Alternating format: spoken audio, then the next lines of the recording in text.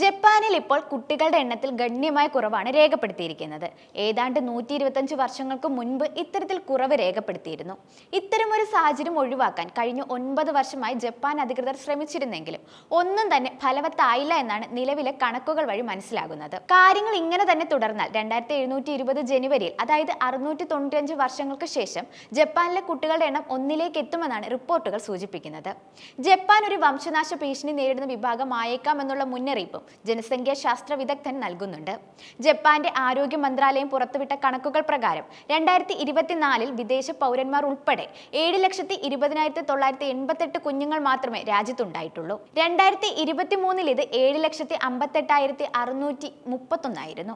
ഇന്ത്യയുമായി താരതമ്യപ്പെടുത്തിയാൽ 2024 ഇന്ത്യയിൽ 2,94,66,366 ജനനങ്ങൾ റിപ്പോർട്ട് ചെയ്തിട്ടുണ്ട്. 1899 സർക്കാർ ഡാറ്റ ട്രാക്ക് ചെയ്യാൻ തുടങ്ങിയതിനു ശേഷമുള്ള ഏറ്റവും താഴ്ന്ന നിരക്കാണിത്. 2024 രാജ്യത്ത് 16,18,684 മരണങ്ങൾ രേഖപ്പെടുത്തിയിട്ടുണ്ട്.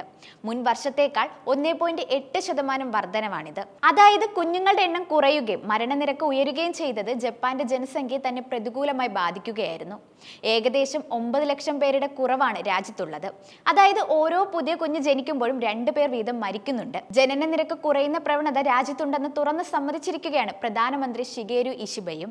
പക്ഷേ 2008 ജപ്പാൻ 128.1 ദശലക്ഷം എന്ന ഏറ്റവും ഉയർന്ന ജനസംഖ്യയിലെത്തിയിരുന്നു. പക്ഷെ അതിനുശേഷം ജനസംഖ്യ കുത്തനെ ഇടിഞ്ഞു.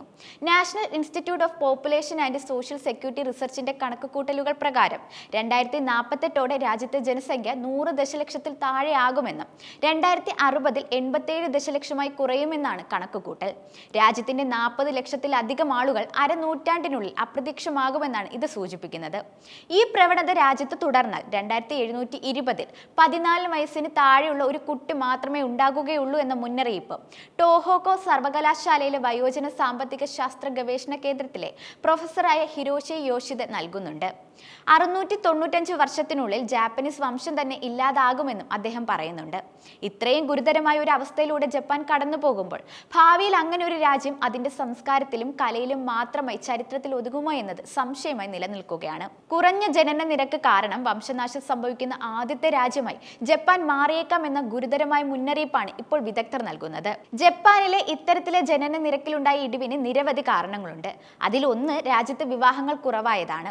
ജാപ്പനീസ് ആളുകൾ വിവാഹം കഴിക്കാൻ താല്പര്യം കാണിക്കാത്ത സാഹചര്യത്തെ നിലവിലുള്ള സാമ്പത്തിക സാഹചര്യങ്ങളിലേക്കും വിദഗ്ധർ ചൂണ്ടിക്കാട്ടുന്നുണ്ട്. പ്രധാന കാരണം സ്ഥിരമായി ജോലിയില്ലാത്ത പുരുഷന്മാരെ വിവാഹം കഴിക്കാൻ പെൺകുട്ടികൾ താല്പര്യം കാണിക്കുന്നില്ല എന്നതാണ്. ഇത് വിവാഹം തടസ്സപ്പെടാനുള്ള കാരണങ്ങളിൽ ഒന്നാണ്. കൂടാതെ ജോലികളിൽ ഏർപ്പെടുന്ന സ്ത്രീകളിൽ പലരെയും കുടുംബം വേണ്ടെന്ന് തീരുമാനിക്കുന്നതിലേക്ക് കാര്യങ്ങൾ കൊണ്ടെത്തിക്കുകയും ചെയ്യുന്നുണ്ട്. ജാപ്പനീസ് വിപണികളിലുള്ള നല്ല ജോലികളുടെ അഭാവമാണ് മറ്റൊരു കാരണം. വിവാഹം കഴിക്കാത്തവർക്കുള്ളിലെ നല്ല ജോലിയില്ലാത്ത ഭയം അവരെ വിവാഹത്തിൽ നിന്നും പിന്തിരിപ്പിക്കുകയാണ്. മാത്രമല്ല ജപ്പാനിൽ പൊതുവെ അമിത ജോലി ചെയ്യുന്ന ഒരു സംസ്കാരവുമുണ്ട്. ഇത് അമിത ജോലി മൂലമുള്ള മരണത്തിന് കാരണമാകുന്നുണ്ട്. അമിത ജോലി മൂലമുള്ള മരണം എന്നതിന് കരോഷി എന്നൊരു ജാപ്പനീസ് പദം പോലും അവിടെയുണ്ട്. ഇത് ദമ്പതികൾക്ക് കുഞ്ഞു ജനിക്കുന്നതിന് തടസ്സം സൃഷ്ടിക്കുന്ന ഒരു ഘടകമാണ്. അമിത ജോലിഭാരം നശിപ്പിക്കുന്ന ശാരീരിക ശേഷി ജപ്പാൻ യുവാക്കളെ ബാധിക്കുന്നുണ്ട്. കഴിഞ്ഞ കുറച്ചു വർഷങ്ങളായി ജപ്പാനെ അലട്ടുന്ന പ്രധാന പ്രശ്നമാണിത്. ജാപ്പനീസ് ജനതയെ വിവാഹം കഴിക്കാനും കുട്ടികൾ ഉണ്ടാക്കാനും പ്രോത്സാഹിപ്പിക്കുന്നതിനുമായി സർക്കാർ നിരവധി പരിപാടികൾ ആരംഭിച്ചിരുന്നു. ടോക്കിയോ മെട്രോപൊളിറ്റൻ ഗവൺമെന്റിന്റെ വിവാഹത്തെ പ്രോത്സാഹിപ്പിക്കുന്നതിനായുള്ള ഡേറ്റിംഗ് ആപ്പൊക്കെ ഒരിടയ്ക്ക് ട്രെൻഡായിരുന്നു. ഇതിനോട് പ്രതികരിച്ച് എലോൺ മസ്ക് അടക്കമുള്ളവർ രംഗത്തെത്തുകയും ചെയ്തിരുന്നു. ഇത്തരം ഒരു നടപടി ഇപ്പോഴെങ്കിലും സ്വീകരിച്ചില്ലായിരുന്നെങ്കിൽ ജപ്പാൻ അപ്രത്യക്ഷമാകുമെന്നാണ് അന്ന് മസ്ക് പറഞ്ഞിരുന്നത്. ശിശു സംരക്ഷണ സൗകര്യങ്ങൾ വികസിപ്പിക്കുക, ഭവന സബ്സിഡികൾ വാഗ്ദാനം ചെയ്യുക എന്നിവയാണ് ഇതുമായി ബന്ധപ്പെട്ടെടുത്ത നടപടികൾ. പ്രധാനമന്ത്രി Shigeru Ishiba 3.6 trillion child care നയ പാക്കേജിനായി അനുവദിക്കുകയും ചെയ്തിരുന്നു. എന്നിരുന്നാലും കണക്കുകൾ നോക്കുമ്പോൾ ഇവ ജപ്പാനെ സഹായിക്കുന്നില്ലെന്നാണ് വ്യക്തമാക്കുന്നത്. ഇക്കണക്കിനാണ് കാര്യങ്ങളുടെ പോക്കെങ്കിൽ ഭാവിയിൽ മസ്ക് പറഞ്ഞതുപോലെ ഒരുപക്ഷെ ജപ്പാൻ എന്ന രാജ്യം ഒരു സുപ്രഭാതത്തിൽ അപ്രതീക്ഷിതമായേക്കാം. അത്തരം ഒരു സാഹചര്യത്തിലേക്ക് രാജ്യത്തെ അധികൃതർ തള്ളിവിടില്ലെന്ന് തന്നെ പ്രതീക്ഷിക്കാം.